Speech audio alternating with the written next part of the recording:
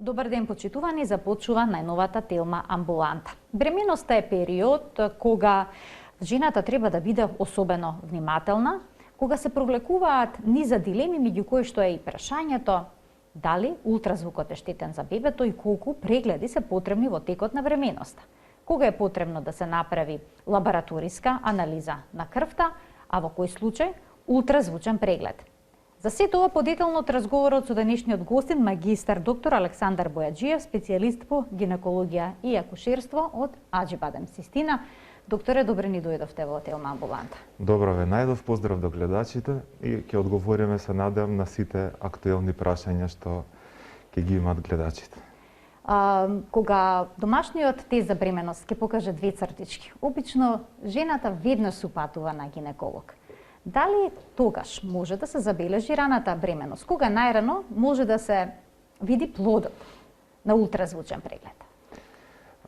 Вообичаено најраниот период кога може да се утврди бременоста е отприлика периодот кога изостанува очекуваниот циклус. Тогаш може со тој тест да се утврди, значи лабораториски дека станува збор за бременост, значи тие две цртички, но тоа е период кога е уште рано бременоста се види ултразвучно. Вообичаено околу 3-4-5 дена по оној период кога се очекувала менструацијата, ние можеме веќе и ултразвучно да ја утврдиме бременоста. Ултразвучно ние во тој момент гледаме само една мала точка од неколку милиметри, 5-6 милиметри, и тоа ни е на нас доволно за да потврдиме дека бременоста се наоѓа таму каде што треба, односно во матката, во внатрешноста на матката, и на тој начин да го верифицираме постоењето на бременоста. Така, значи да се исклучи меѓу другото и вон матерична бременост, може ли некогаш тоа е главната цел во тој период, тоа е главната цел во тој период на бременоста. Инаку имаме ние и друг тест, освен тие две цртички за лабораториско утврдување на бременоста, тоа е тест за бета-ХЦГ за бременост со титар, односно со бројка. Тоа се прави преку крв. Тоа е значи еден друг тест што ни дава повеќе податоци и го користиме тогаш обично кога не може да ја детектираме бременоста, веќе поминале 4-5-6 дена од очекуваниот циклус, тестот за бременост е позитивен, а бременоста не ја гледаме во матката и тогаш го правиме тој тест со бројка, која што бројка воколку е под 1500, тогаш е нормално да не може да ја видиме бременоста во матката, а воколку е над 1500 треба, а не ја гледаме во матката, треба да се посомневаме на бременост надвор од матката. Инаку со тој тест може да утврдиме и дали со консекутивни мерења на тој бета-ХЦГ со титар, дали станува збор за нормална бременост, бидејќи при нормална бременост таа бројка на бета-ХЦГ расте за двојно за секои 48 часа. Така да имаме повеќе тестови. Ултразвукот во тој период е исто така важен, но и овие тестови кои што ги користиме комплементарно со ултразвукот. Доколку жената се јавила на гинеколог 7 дена по очекуваната последна менструација, колку недели е трудна?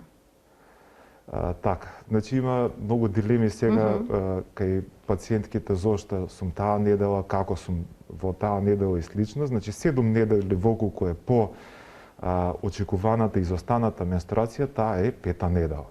Бидејќи бременоста се рачуна од првиот ден на последната менструација. Значи, оние први 2 недели каде што воопшто не била трудно, исто така влекуваат во калкулацијата. И воколку е таа 5-та недела, веќе во 5-та недела почнува периодот на органогенеза, од 5-та до 10-та недела, каде што во 5 недели и 3-4-5 дена веќе можеме да го видиме и ембрионот, не е само тоа мало врекиче што го спомнав претходно, туку веќе можеме да го видиме и ембрионот, па дури и очекувањето на срцето негде во 5 недели и 4-5 дена од бременост. Значи релативно рано може да се забележи срцевата активност. Релативно рано и тоа ни е исто така многу важен показател. Дека плодот всушност дека бременоста напредува, нормално се развива. Нормално. На првиот преглед обично, на првиот гинеколошки преглед, обично гинекологот ја го пресметува можниот термин за породување. На каков начин се прави тоа? Па вообичаено тоа секогаш оди од првиот ден на последната менструација и на тоа се надодаваат 40 недели, односно 10 месеци. Исто има и одредени формули според кои што може да се израчуна, значи, веројатниот термин, не крајниот како што го кажуваат некои луѓе, туку веројатниот. Тоа е ако се додаде, значи, на првиот ден на последната менструација 1 година, ако се одзема 3 месеци, се додаде 1 недела и тогаш ќе се добие тој ден. Но едноставно кажано, тоа се 40 недели од последната менструација и тоа е веројатниот термин за породување. Само 5% од жените се породуваат во тој веројатен термин за породување. Да. Во која недела од бременоста треба бебето да се роди за тоа да биде термински родено? Да, само 5% од бебињата се породуваат баш во тој ден. Баш на тој ден. Да, тоа е веројатен термин. Значи, секое бебе што ќе се породи 2 недели пред тој термин, па дури и 3 недели пред тој термин, исто така и после терминот, 1 недела, се тоа се рачуна за нормално. Термински бебиња се од 37-та недела па нагоре. 40-та недела е терминот, така да до 41-та недела ние исто така тие бебиња ги следиме почесто, бидејќи кога ќе помине терминот, веќе плацентата е позрела. Тоа значи дека поголема е можноста за нејзина послаба функција и слично. И во тој смисол правиме почести контроли за ако има некаков проблем во протокот на крвта од плацентата према бебето, за на време да се тоа утврди и да се реагира за да се породи пациентката. Во првото тромесечие кај некои трудници се јавува точкасто крварење, понекогаш со кафеава боја. Дали е ова опасно? Дали веднаш треба во тој случај трудницата да се јави на гинеколошки преглед? Честа појава ли е? Да, тоа е многу честа појава. Има многу различни причини за тоа крварење и секогаш треба трудницата да се јави на гинеколог. Најпрвата причина што може да биде, тоа се вика имплантационо крварење и најраната причина. Тоа е отприлика во периодот кога пациентката, односно идната трудница, требала да добие менструација, но не добила и се појавило некој оскудно, многу пооскудно од менструација крварење, кое што таа го дефинира како менструално, но тоа е всушност нормално, да речеме, крварење кое што представува имплантација на самиот зачеток во зидот на матката. Или имплантационно крварење, тоа е само неколку капки оскуден исцедок кој што го представува самата имплантација на зачетокот во матката. Понатаму има многу различни причини за крварење во бременоста. Може да биде заканувачки абортус, може да биде ретрохориален хематом, односно крварење позади обвивките на врекичото во кое што се наоѓа бременоста. Може да биде контактно крварење во колку пациентката има некој полип на грлото на матката, некоја, значи, ектопија на клетките на грлото на матката.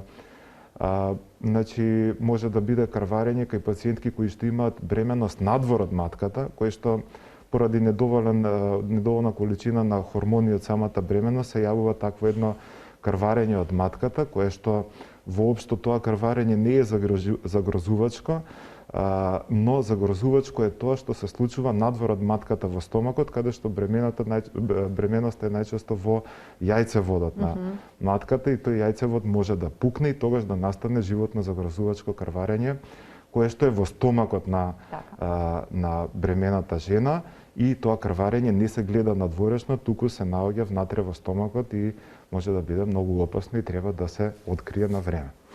Докторе, да ги поканиме гледачите да се вклучат во денешната Телма амбуланта со нивни прашања, дилеми на денешната тема. 3076-677 е телефонскиот број на кој што можете да се јавите и да се вклучите во програма. Магистар доктор Александар Бојаджиев, специјалист по гинекологија и акушерство од Аџибадем Систина, е нашиот денешен гостин, кој што ќе ги даде сите појаснувања поврзани за темата на која што денеска говориме. Докторе, да проговориме и за лабораториските анализи кои што се необходни да се направат во овој период. Дали и кај кого препорачувате да се испита нивото на ТСХ, тиреостимулирачкиот хормон, односно хормонот кој што ја регулира тироидната жлезда, каква улога има ТСХ-то врз текот на бременоста и развојот на плодот?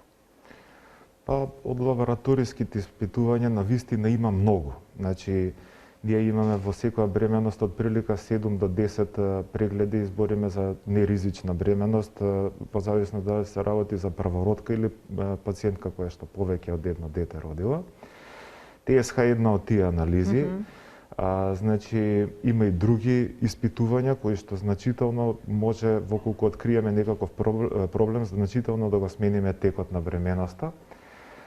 ТСХ, воколку се открие дека има некакво пореметување, значи во хормоните на тиреидната жлезда, неопходно е да се консултира ендокринолог и воколку на време тоа се диагностицира, тој проблем се одреди соодветна терапија и ризикот за значи спонтан абортус, кој што е зголемен воколку е нерегулиран, воколку се нерегулирани хормоните на тиреидната жлезда, значи ќе биде намален, односно ако се контролира со терапија соодветно, ризикот е како кај секоја друга небремена пациентка. Исто така тука и за диабетот, воколку станува збор за нерегулиран диабет, значи им се препорачува на трудниците кои што ќе се види дека имаат зголемен ризик или од претходно се знае дека имаат диабет, се прави едно испитување хемоглобин А1С, кој што ни укажува како било регулирано нивото на гликемијата во претходните 3 месеци. И според тоа знаеме дали треба да упатиме пациентката на ендокринолог, а со тоа воколку ги регулираме нивоата на тие хормони, ја намалуваме шансата и за спонтанни абортуси и за формирање на можни аномалии во периодот на раната бременост. Исто така, прогестеронот е еден хормон кој што ја поддржува бременоста, кој што се влачи од жолтото тело, значи од тој фоликул кој што прснал и ослободил јајцеклетката и дава во почетокот на бременоста поддршка на таа бременост. Исто така, воколку тврдиме дека е во недоволна количина, значи даваме одредени препарати за да дадеме максимална шанса на таа бременост да продолжи. Така некогаш гинеколозите превентивно дават прогестерон.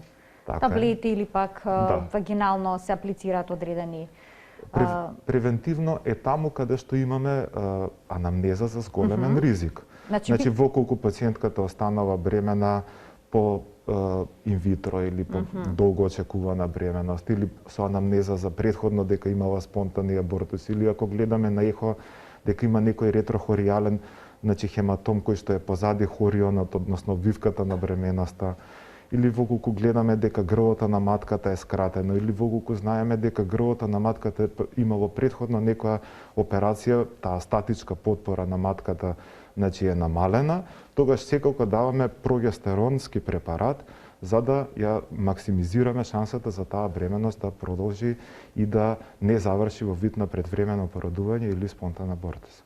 Ајде да проговориме за неинвазивните пренатални тестови, како што е оној тест што се прави преку крвта на идната мајка, од која што се изолира генетскиот материјал на бебето. Во која недела се спроведува оваа анализа и што таа може да ни открие? Вака, значи, најпрво да кажеме дека во периодот од 11 до 14 недела се прави скрининг, тоа е ултразвучен скрининг, каде што ние со ултразвукот може да детектираме одредени маркери кај бебето, кои што може да ни укажат дали кај бебето има зголемен ризик за хромозомски генетски нарушувања и слично. На тој начин ние може да откриеме од прилика 80% од бебињата кои што би можеле да имаат некаков проблем.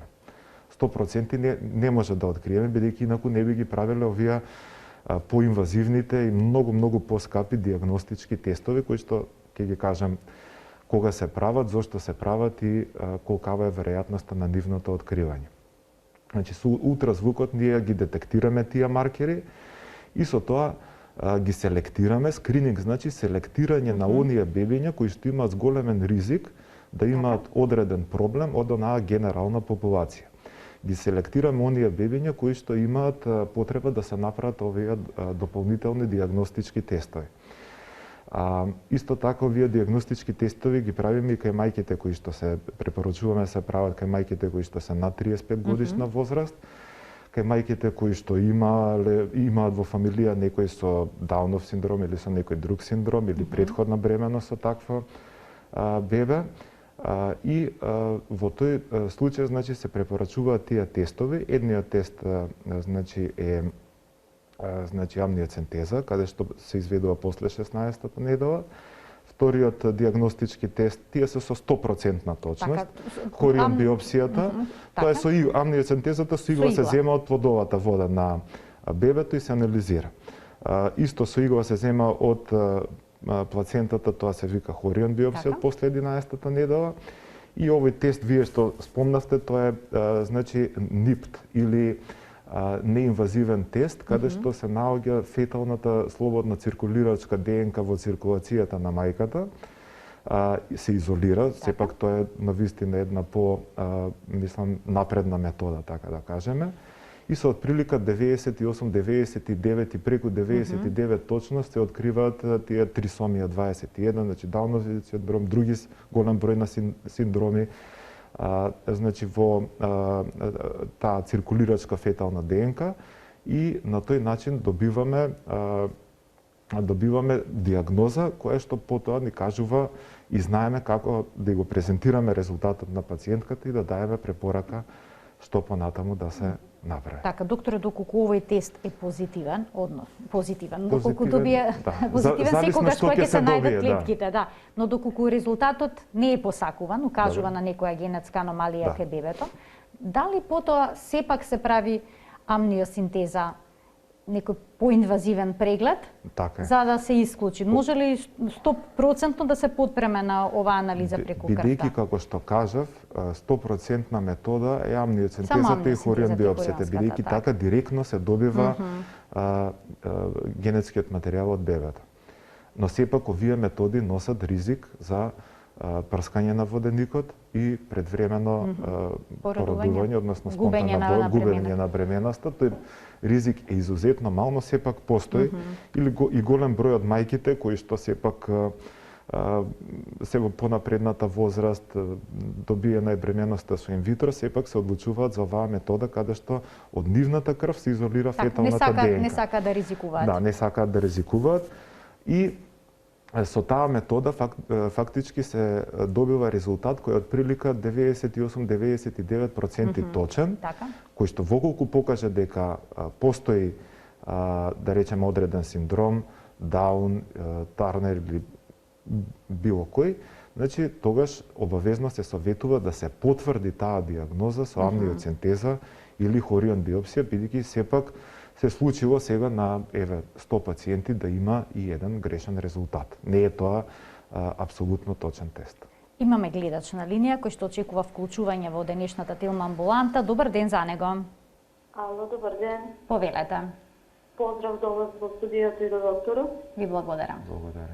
Вака сега премена сум 14-та недела со инвитро, трансфер со замрзнати ембриони за второ детенце. Првото дете се породи во 34-та предвремено, ради скратен сервикс поради конизација од син 2. Прашање до докторот, кога најдобро е да се почне сега оваа бременост со мерење на сервиксот, и дали по дефолт мора да значи дека и оваа бременост исто ќе заврши предвремено породување? Така, ви благодарам за вклучувањето во програма. Вака, значи кога веќе имаме анамнеза дека претходната бременост е завршена порано, тоа е доста индикативно дека постои ризик и оваа бременост пациентката да се роди пред време. Исто така направена е конизација која што го скратила грлото на матката, и во секој случај кај пациентката што се јави е неопходно да се направи баш во овој период во кој што таа сега се наоѓа преглед со вагинална сонда, да се измери грлото, да се направи проценка, да се земат микробиолошки брисеви, бидејќи бактериите се една од најчестите причинители покрај овој анатомски фактор за предвремено прскање на воденикот, предвремено појава на контракции, предвремено породување, и да се направи проценка дали грлото на матката е скратено, за да се постави сарклаж, односно еден конец кој што ќе направи една статичка потпора тука на грлото на матката, за да може пациентката да износи бременоста до крај. Бидејќи 34-та недела е во ред, значи бебето ќе биде во ред воколку се роди во таа недела, но нашата цел е да не се породи пациентката порано од тоа, да нема екстремен прематуритет, да се породи во 28, 29, што навистина е една непосакувана ситуација. Токму заради тоа треба во овој период да се направи проценка и да се следи должината на грбовото на матката понатаму, да се дава прогестерон и да се процени дали е потребно да се стави саркоаж за да се даде максимална шанса бременоста да не заврши со предвремено породување. Докторе, доколку на овие тестови со кои што се прави анализа на генетскиот материјал на се уште нероденото бебе, се добија резултат кој што не посакува, односно дека постои некаква генетска аномалија, доколку родителите сакаат, дали оваа бременост може да се прекине? Да, може да се прекине. Ние секогаш им образложуваме на родителите што значи конкретната аномалија, односно хромозомска абнормалност и слично, што би значило тоа за идното бебе и воколку они се решат, да, се прекинува бременоста. До која недела тоа може да се направи од бременоста и затоа кога е најдобро да се направи амниоцентезата? До 10-11 недела тоа може да се бременоста може да се прекине на многу поедноставен начин, што би рекле во еден акт или само со една вакуум аспирација, значи со едно тенко цевче се влегува во матката и се аспирира содржината и самата постапка трае некои 5 до 7 минути и навистина е, мислам, една кратка и мислам едноставна интервенција.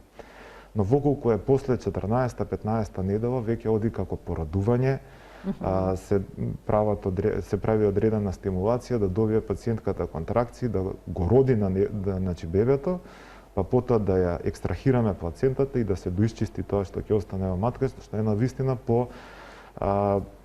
значи една стресна и ризична процедура, не голем ризик, но сепак многу поризична од овој мал абортус. И затоа е многу важно на време во тој ран период од бременоста да ги детектираме тие бебиња кои што би имале некаков проблем. Имаме уште еден гледач, да го вклучиме во програма. Добар ден. Ало. Добар ден, повелете. Добар ден. Овде мајка на идна мајка. Така. Вака се идна баба. Идна баба. Така. Да. Вака сега мајката е алергична на лактоза, а таткото има проблем со глутенот. Она е сега втори месец бремена. Две прашања имам. Какви прегледи треба да направи мајкава и дали сме да прими вакцина против ковид? И поздрав до вас. Така, ви благодарам за овие две прашања и еве сега ќе добиете одговорот докторот. Да, значи за пациентките што имаат нели тие интолеранции на одредена храна, значи сега тоа навистина тука тоа е една голема и поширока област со која што обично се бават гастроентеролозите и онаа храна која што пациентката утврдила дека на нејзи смета, апсолутно треба да биде исклучена во бременоста. Така. Особено во оној првичен дел каде што може да има гадења, повраќања кои што дополнително значи може да со одреден тип на храна да го изиритира желудникот. Што се однесува до вакцините во раниот период на бременоста, тие се избегнуваат. Така да, значи, што се однесува до ковидот, од оние студии јас до сега што ги имам прочитано, нема некои искуства за вертикална трансмисија од мајка на бебе. И особено во третиот триместар е утврдено дека трансмисија кон фетусот е скоро и да не е најдена. А мислам дека и вакцините не се тестираат кај трудници, барем за сега, како што сум информирана. Да, така да, значи, тоа во овој момент, бидејќи многу краток период е оваа состојба, значи, и во раниот период на бременоста се препорачува да се избегнуваат тие вакцини. Тука ќе пуштиме еден блок реклами, а веднаш потоа продолжуваме со денешниот разговор. Има уште многу дилеми кои што треба да бидат разјаснети и почитувани, затоа останете во Телма амбуланта.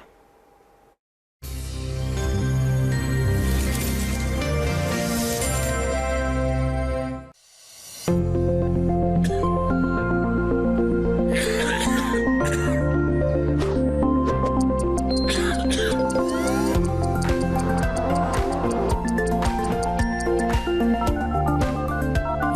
термин онлайн. Тестирај се. PCR COVID-19 и инфлуенца А и Б. Резултати истиот ден. Направи разлика. Секоја настинка не е COVID-19. Биотек лабораторија.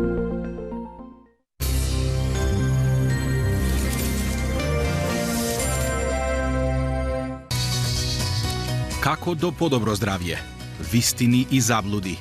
Медицината поблиску до граѓаните. Нашите гости, нутриционисти, интернисти, стоматолози, педиатри, ортопеди и многу други експерти од областа на медицината ќе дадат одговори на вашите прашања. Телма амбуланта. Секој работен ден од 13:45 на Телма.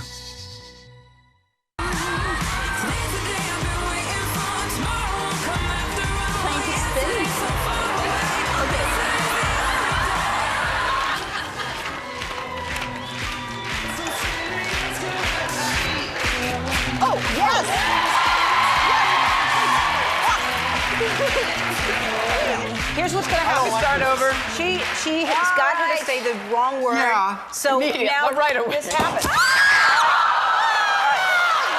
right. Шоуто на Елен, 17-та сезона. Од понеделник до петок, во 16:40, премиерно на Телма. Travel can lift you up, and it can break your heart. But the journey leaves its mark.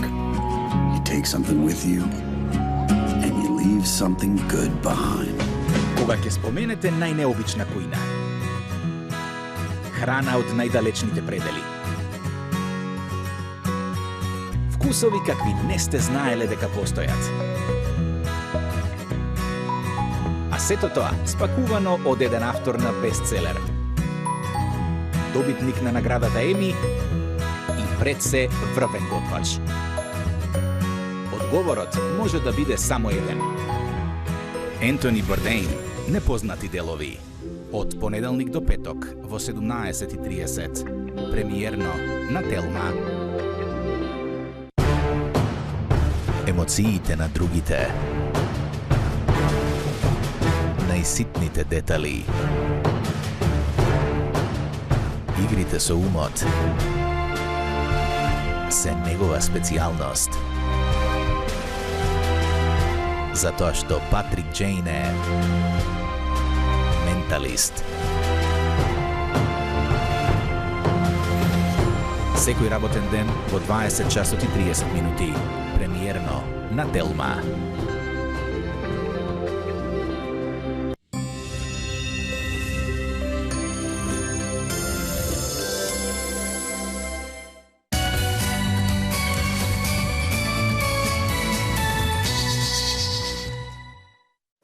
Колку и какви прегледи се препорачуваат во бременоста, во денешната Телма амбуланта појаснува магистар доктор Александар Бојаджиев, специјалист по гинекологија и акушерство од Аџибадем Систина.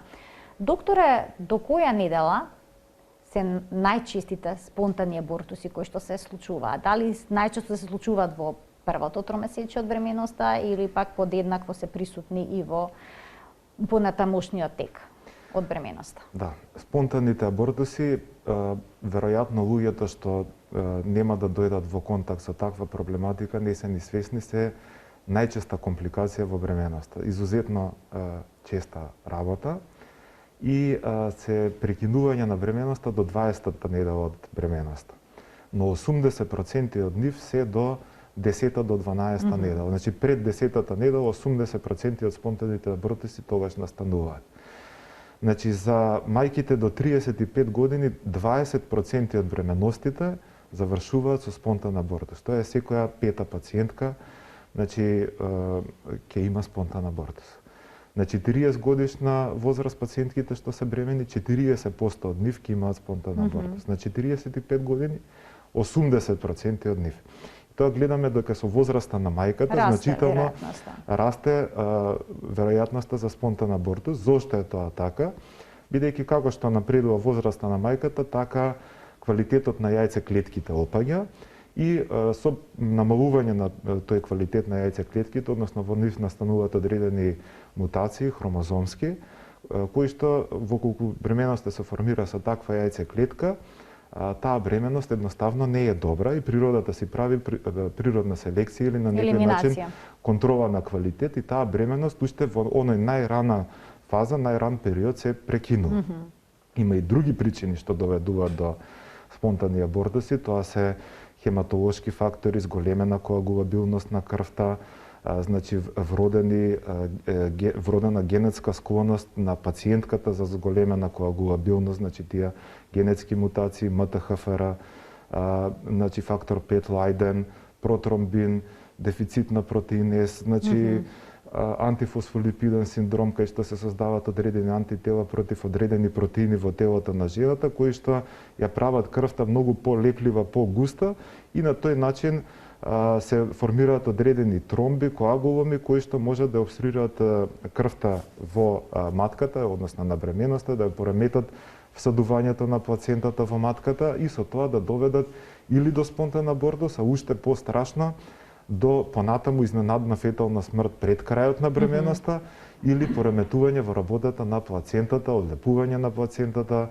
значи за останување во растот на бебето и голем број на други компликации. Значи, во колку детектираме таков проблем, тоа можеме ефикасно, постои за тоа третман, да го превенираме, да го третираме и да спречиме и спонтани абортуси и тие несакани исходи понатаму во бременост. Исто има и голем број на други фактори што доведуваат до спонтани абортуси, како што се анатомските фактори, прегради на матката, полипи, миоми, инфективни фактори, микробиолошки причини, бактерии, исто така и значи хормонски фактори, како што ги споменавме претходно, значи во колку е пореметена работата на тироидната жлезда, помало ниво на прогестерон кој што ја поддржува бременоста и слично. Сите тие фактори на кои што ние може да делуваме, кои што не се поврзани со генетика, треба да ги откриеме, за да ја дадеме максимална шанса на бременоста. А таа бременост која што е во старт формирана од неквалитетен генетски материјал, значи не е тоа дека пациентите имаат наследна болест, па ја пренесуваат и заради тоа се случило. Тоа е изузетно ретко. Но ова се случајни, така да кажеме, инцидентни грешки во самото формирање, кои што подобро да се случат и таа бременост да прекине, отколку да продолжи и да се развие некој генетски малформиран плод. И тоа на некој начин се вика природна селекција. Така, некои жени сметаат дека доколку се јавеле навремено на лекар и примеле прогестерон, односно одредена терапија, би можеле да ја задржат таа бременост. Дали ова природна селекција, односно ваквите спонтани абортуси, постои начин да се спречат или не може? Па, како што кажав, во колку станува збор за некои од тие причини на кои што ние може да делуваме и навистина има и ефикасна терапија, дефинитивно може да се спречи и има голем број на жени што имале репетирачки абортуси, 1, 2, 3, па има, јас имам пациентка со 10 едно по друга абортуси, се открила причината и по тоа, значи таа пациентка има родено 2 деца без никаков проблем. Значи, најважно е да се детектира причината. Иначе, што се вика по книга, во колку само еднаш се случил спонтан абортус, дури и не се прават некои обсежни испитувања. Но ако се повторуваат еден по друг спонтани абортуси или ако има некој несакан исход во бременоста во второ, трето тромесечие, тогаш дефинитивно треба да се побара причината за тоа и да се даде соодветна терапија. Доколку бременоста има нормален тек, велат дека еден од најважните прегледи е во 22-та недела, станува збор за еден ултразвучен преглед, меѓу нас познат жените како 4D преглед. Зошто е толку значаен прегледот во 22-та недела, што тој открива? Значи, тогаш веќе сите органи се формирани и се доволно големи за убаво да се анализираат и тогаш го анализираме целото бебе по системи. Значи, мозочните структури, изгледот на лицето, срцето, пресекот на срцето, значи присуството на желудникот, бубрезите, раце, нозе, се бројат прсти, значи буквално целата морфолошка структура на бебето се детектира и токму заради тоа овој преглед е важен. 4D, тоа е веќе малку лаичко нарекување на овој преглед, бидејќи главната функција на тој преглед е во 2D. 4D за да го види пациентката изгледот на лицето на бебето. Фотографија мајката во живо, да добие. значи real time, тоа значи 4D. Инаку со 4D, значи она што може да го видиме е непцето, устата, бидејќи некои бебиња може да имаат расцеп на устата и на непцето, и тоа може да го видиме со тој пресек на лицето, каде што убаво се гледа веќе мало човече на ултразвучниот преглед. Му пречи ли ултразвучниот преглед на бебето? Реагира ли на него? Бебето реагира на ултразвучниот преглед во смисол дека воколку пуштиме доплер може да се појават движења на зголемени движења на бебето и слично, но нема утврдено штетно влијание врз бебето од ултразвучниот преглед, а јас што имам прочитано вака како занимливост дека кога сопругата на Том Круз, мислам дека беше, била бремена, си купи ултразвучен апарат и секој ден го гледал бебето дома. Така да ние кога има потреба и секојдневно ги следиме пациентите во колку има некаков проблем, односно бебињата, за да на време реагираме кога треба. Имаме гледач на линија, да го вклучиме. Добар ден. Добар ден, во програма сте, повелете. Добар ден, вака сакам да прашам до докторот има една случка со абортус. Така? Ми рекоа дека докторот дека све е окей со бебето, бев 7-месечна. И ми рекоа све дека окей, ама бебето ми беше останато. Беше и ми рекоа дека не е во добро, дека за останато требаше да го рачистам бебето. Така, бевте 7 месеци бремена, ако ве разбрав или 7 месеци, да. И ми рекоа дека немало можност да се задржи бебето. Така? Дека морало да се рачисти, да биде како што... Да се прекине бременоста. Така, ја прекинавте? И ја прекинавте? Ама јас не се одлучив со тоа. Го ме направија со царски и бебето беше живо кога го извадија. Меѓутоа, за 2 месеци така бебето ми почина. Ми рекоа дека ми имало јака инфекција, нешто. И неќе ли да ме примат во државна болница, неќе да ме примат. Така, ви благодарам за вклучувањето. Навистина ми е жал што имало ваков епилог. Може ли да се случи нормално да се развива бременоста, па потоа одеднаш да престане развојот на бебето и да дојде до некои вакви може, али компликации? се ова што може да се случи во 7 месец, ние на некој начин може да го предвидиме и да го спречиме уште во самиот почеток на бременоста. Значи, враснувањето на плацентата, сите тие работи се случуваат значи од прилика околу првиот триместар. Така да воколку плацентата не врасне добро како што треба, после таа може да биде инсуфициентна и не доволно крв да дава за бебето понатаму кога ќе треба таа да дава многу повеќе крв. На почетокот околу 50 мл крв поминуваат низ плацентата, а негде пред крајот на бременоста 700 мл крв. Така да ако таа е лоша врасната, ако се пореметени факторите на хемостаза, овие популарно и наречени D-димери, нели сега што многу често се испитуваат, а се испитуваат навистина и се многу важни таму каде што има потреба, што ни кажуваат дали е зголемена коагулабилноста на крвта. Значи, воколку на време се детектираат проблемите, може да се значително смени исходот во бременост. Така, значи треба затоа да има редовни од почетокот да се фатат сите работи, за да потоа, кога ќе дојде, да не се доведеме во ситуација каде што не може да реагираме. Доктора, ги спомнавте дебрите, за кои што сега се зборува интензивно периодов. Споминавте дека не треба кај секоја трудница да се направат, само кај што има потреба. Понекогаш трудницата на преглед да добива информација дека плацентата пребрзо старее. Што е тоа? И дали во тој случај се испитуваат D-димери? Така, вака сега. D-димерите се одредени протеини во крвта кои што ни укажуваат дали има зголемена состојба на коагулабилност кај одреден човек, пациент или бремена жена. Тие за небремени луѓе се до 500, така да кажем. Но за бремените жени не е таа вредност. Значи, зависно од неделата, растат од 500, 1500 до породувањето до 3400. Значи, повеќе кратно над тоа што е за обичен човек. Тоа е така бидејќи организмот се штити од крварење, кое што обично кога ќе се породи жената нормално губи пола литра крв. Значи при секое нормално породување. Тоа е еден нормален одбранен механизам.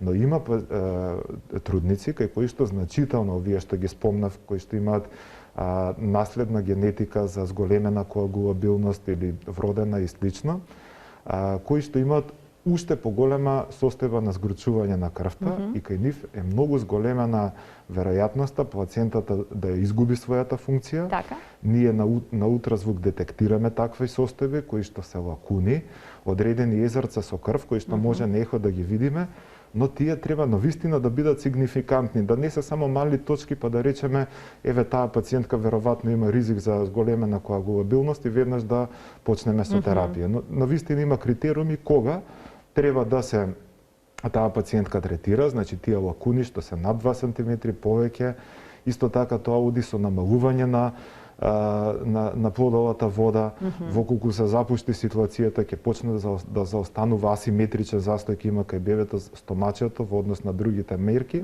Тоа се све знаци дека бебето послабо се храни, а ние на ултразвук исто така со Доплер може да го утврдиме и протокот преку папчената врпца на крв према бебето и со тоа да имаме една комплетна слика дали тоа бебе навистина послабо се храни и на кој начин треба да интервенираме.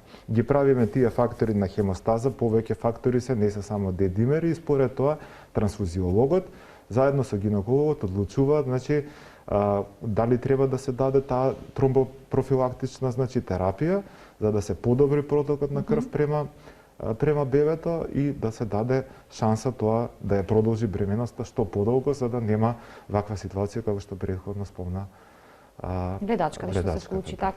Докторе, дали е задолжителен прегледот во 37-та недела? Во 37-та недела, значи правиме веќе само контролни прегледи, каде што правиме веќе и ЦТГ, односно Што е тоа ЦТГ? Тоа е кардиотокографија каде што ги регистрираме очекувањата на срцето на бебето од една страна и контракциите на матката од друга страна. И со тоа ја знаеме кондицијата во која е бебето, дали има контракции кај пациентката, во исто време земаме еден бриз кај тие пациентки што треба природно се породат за група без стрептокок. Што тоа значи ако е позитивен тестот? Тоа значи ако е позитивен тестот дека за да се превенира инфицирање со таа бактерија на бебето, таа не е сексуално пренослива бактерија, нормално се наоѓа во дебелото црево и терапијата се дава тогаш кога ќе почне породувањето. Не се дава кога ќе откриеме, бидејќи може повторно да се реколонизира таа бактерија, се дава кога ќе почне породувањето за да го заштитиме бебето од инфекција со таа бактерија. Докторе, на крај само да сумираме, колку прегледи се потребни кај една нормална бременост? Кај нормално прва бременост, значи се потребни 10 прегледи, во колку е повеќе родка, 7 прегледи, тоа збориме за значи неризични бременности. Ризични се веќе сосема друга категорија. Тоа е, значи се адаптираме спрема ризикот или болеста која што се јавила во бременоста и тогаш ние проценуваме колку често треба да доаѓа пациентката. И доколку трудницата не се породи до 40-та недела, 41-та, потребни се некои специјални прегледи во тој случај? Тогаш правиме многу почести контроли на секои 2 дена, бидејќи плацентата старее, значи е постара и треба многу почесто да следиме движењата на бебето, ЦТГ, плодовата вода и во колку било каков знак има дека треба да ја индуцираме пациентката да се породи, тогаш го правиме тоа. Во колку не, тогаш чекаме да се појават контракции. Јас ви благодарам за вашето денешно гостување, за вашите исцрпни одговори. Благодарам за поканата. На денешната тема. Верувам дека им беше од помош на многу идни мајки, на многу трудници кои што навистина имаат бројни грижи, особено во овој период на пандемија. Безбедни ли се, докторе, прегледите сега во пандемија со ковид? Видете, прегледите, барем во нашата болница во Систина, ние максимално се трудиме да бидат безбедни, да нема гужви, да ги сведуваме прегледите на оној минимум кој што треба да биде запазен за да бидат безбедни и пациентите и персоналот. Така да сите носиме маски, сите се трудиме на максимална заштита и на идните мајки и на нас, така да се трудиме овој период што се вика сите што го пребродуваме да го пребродиме најбезазлено и без никакви последици. За сега немаме никакви компликации. Ви благодарам за вашето денешно гостување. Почитувани, тука го заокружуваме денешното издание на Телма амбуланта. Се гледаме секој работен ден во редовниот термин емисијата 13 часот 45 минути, секако на Телма. До гледање.